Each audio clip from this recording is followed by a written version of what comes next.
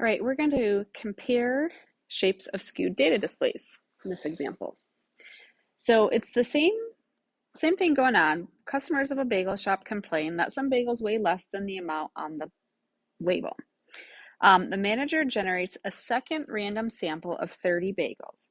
Is a change in the process for making bagels warranted based on the sample? How did this sample compare to the previous sample? So in our last example, we looked at this previous sample and the data was skewed to the left, which meant the mean was less than the median. If your data is skewed, it would warrant a change in the process of making bagels. You could certainly go down that avenue.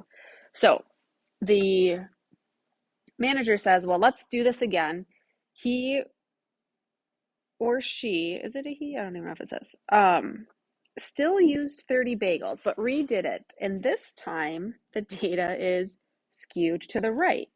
So he got opposite results when he did this again.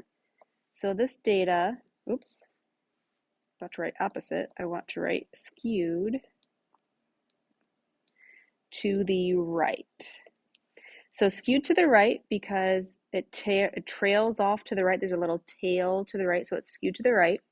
When it's skewed to the right, we can infer that the mean is greater than the median, we'll just review the other one. We were skewed to the left. So skewed left, and in this case, the mean was less than the median.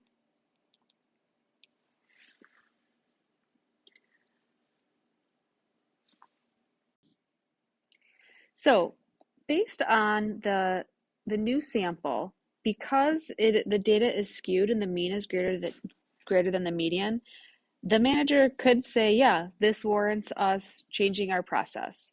This is what the data shows. However, because it's the second sample and it's the exact opposite of what the first sample showed, the manager now has conflicting findings about the mean weights of the bagels.